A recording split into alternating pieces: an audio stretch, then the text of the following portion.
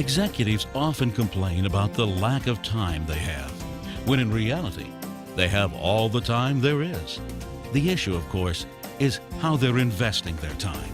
In this presentation, Dr. Terry Paulson offers helpful ideas about how managers can make wiser time and priority investments. Dr. Terry Paulson is a psychologist and author of such popular books as 50 Tips for Speaking Like a Pro and Paulson on Change. A prominent platform presenter as well, Dr. Paulson is a member of the International Speakers Hall of Fame. Let's join Dr. Terry Paulson as he talks about how to develop a time investment strategy. Today we're going to discuss developing a time investment strategy. How many of you would agree that you're tired of hearing words like work smart, cost containment?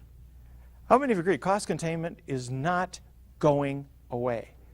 Our real challenge is, how do we manage cost controls, but at the same time strategically invest the resources necessary to invent the future? That's what's involved in working smart. How do I get the right things done?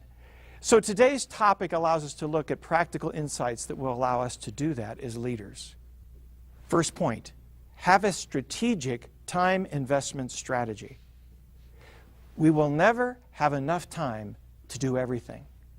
Every single day, you're given 86,400 seconds.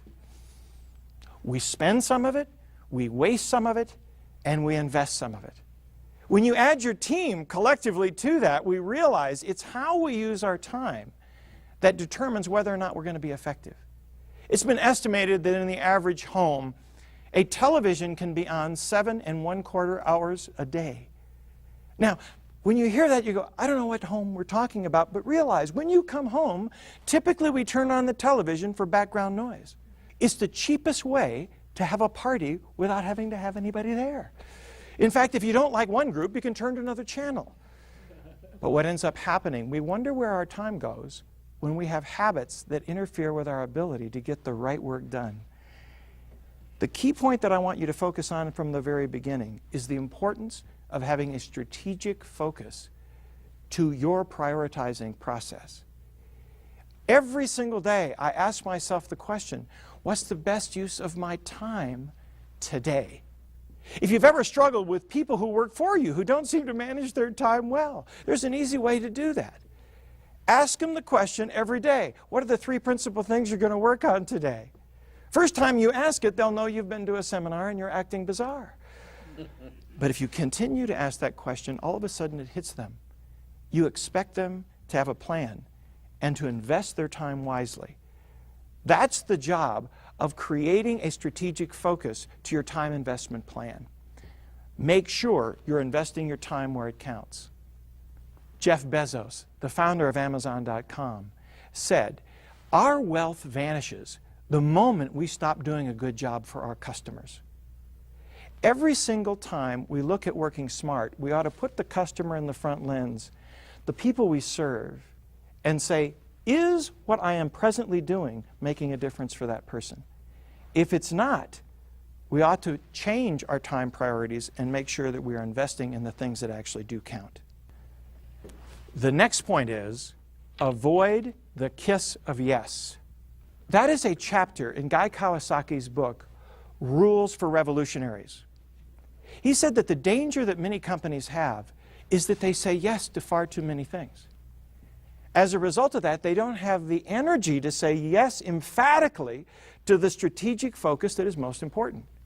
That means you have to learn to say no to people. How many of you have had times where people have asked you, they'll come up to you and they say, are you busy? I love that question. No, just waiting for you to come. Of course I'm busy. Now, I don't say it in that tone, but if somebody says to me, are you busy? I say, yes, I am. But what is it? I realize that every interruption that I have, every change in priorities, takes me away from the strategic focus that I have for my day. It is my responsibility to emphatically and frequently say no to things that come up, because if I don't say no, I won't have the time and energy to do the things that really matter. As a result of that, think of your people's time the same way. I oftentimes will have an idea and I'll share an idea, and all of a sudden, hours later, my secretary will come back and she'll say, here's what you talked about earlier. And all of a sudden I realized they took my side comment as though it was a priority. You have a lot more impact than you know on the comments and the work of your people. I immediately say to Nancy now, let me tell you, this is not a primary priority. This is something to put on the back burner, but it's something I want to look at a later point. Keep your people focused on the things that matter most. Tom Peters, along with many others, talks about the importance of companies being tight and loose. Most companies are tight or loose. When things are going well, they get loose. Hey, you need equipment, buy it, here's money. You need people, hire them, hire. As soon as things get tight and the economy begins to turn the other way, they say, we're tight all over. You need money, you got to be kidding me. Take up a collection, it works well at the airports. You need people, have children. They will grow. For some of you, this will be a bigger commitment. You see, excellent companies give a very different message. Be tight everywhere that it is off focus to our strategic vision. Be tight where you can and invest resources where it matters most. Your job is no longer saying do more with less. It's do the right less with more. Too many companies are too democratic in how they deal with funding problems. Instead of upsetting a department, we say we'll have cutbacks in all of the departments. What if really moving strategically means I've got to make sure that I take 20% away from your department and give it to another department? That's a tough leadership decision, but one we need to make. I work with one company where the award they gave for exceptional leadership went to a supervisor who went to his immediate boss and said, in looking at this contract and the amount of costs that are tied into it, we're not making money on what we're doing. And at the present way it is structured, we are not going to make money. I suggest we say no to the contract. I realize this may mean my job. I am less concerned about me, I'm more concerned about my people. I've got great people working for me. I just want to make sure we find a place to use them. He ended up getting an award for leadership by ending his own job.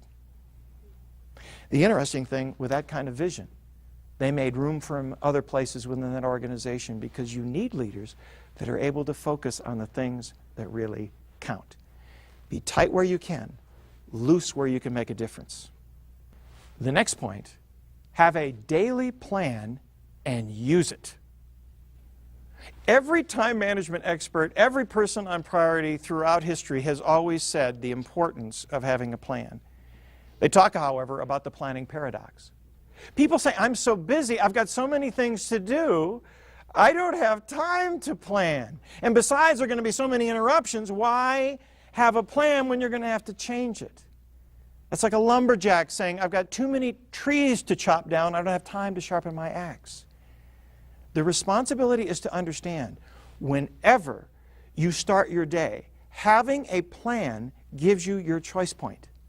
Sometimes 5 minutes invested in a really important item is worth far more than handling and getting things off of your to-do list. You see, how many of you are guilty of this? Whenever I have a to-do list, I get satisfaction of crossing things off. Do any of you experience that? Every day, oh, another one. That's why at the start of the day, a lot of people are just crossing off the easy things to get them out of the way. Then your interruptions start because everyone else has finished their easy things. And then they want to ruin your day. And so we run around doing insignificant work. Our challenge is stay focused on your plan. I don't care whether you use a time system. I don't care if you use Day Planner. I don't care if you have Palm Pilot or you just use a scratch of paper. Have a time in your day where you focus on what is priority. I use Alan Laken's system of A, B, C priority. A, must do today. Most important. Will not go home without this done. Those items I'm going to number, and I get busy at the start of my day getting done the things that I have to get done. B, important will soon become an A. If I can make any progress on it, I like it. C, insignificant on the present scope of things, but if I get time, would like to get to it. The biggest danger we have is on days when we have time, we don't use our time. We have a tendency to waste it. Hey, I've got time. So we get busy doing insignificant things, having a lot more conversations and times, but we're losing our focus. If you want to be effective with your own time management and the time management of your team, make sure you encourage everybody to have a plan and use it. From that, it allows you to make all those choices. When any interruption comes in, I ask myself, is it better for me to continue to stay focused on the priorities I have, or to adjust that and take on something that's new? I have found when somebody interrupts me and I say, I'm busy, I say at the same time, if it's important, I'll have the conversation, but just let me make a note about where I was going. As soon as I use that note, what does the person realize? I was doing something that was significant. Oftentimes they'll say, if it's that important, why don't you get back to me later? And then I use the note to write back their extension, and I have a note to remind me to get back to the person. People will give you the luxury of using your time wisely when you do honor them and get back to them later on in the day at a time when it's more effective for you to communicate and talk. My goal is always making good use of my time. That's what I keep focusing on, and I challenge my team to do the same. Have the strategic focus, have a plan, and adjust on the basis of whether or not what you are interrupted by is more important. If you feel frustrated at the end of the day that you did not finish many items, gradually start adding important interruptions to your to-do list and cross them off. It makes you feel satisfied. And at the end of the day, you have a record of the fact that you did some significant things and you accomplished something. Because how many of you agree? We manage ourselves first. Oftentimes we spend our days going home at night thinking about the things we didn't get accomplished instead of thinking about the things that we do. Keep your focus on priority and catch yourself being effective and allow yourself to do that. All right? So have a plan and use it.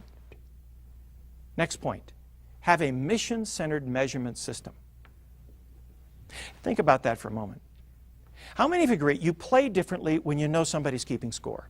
If I'm out shooting baskets with the guys, and we're just shooting around, it's one kind of thing. But as soon as somebody says, we're playing to 21 and loser pays, I immediately know it's a different kind of game. And I get far more intense. Okay, now we've got a game and I've got to win. I believe one of the problems of time and priority management is we don't create meaningful measurements that allow people to create a scorecard and establish an early warning system that allows them to be aware when problems occur. That's why time factors are so important.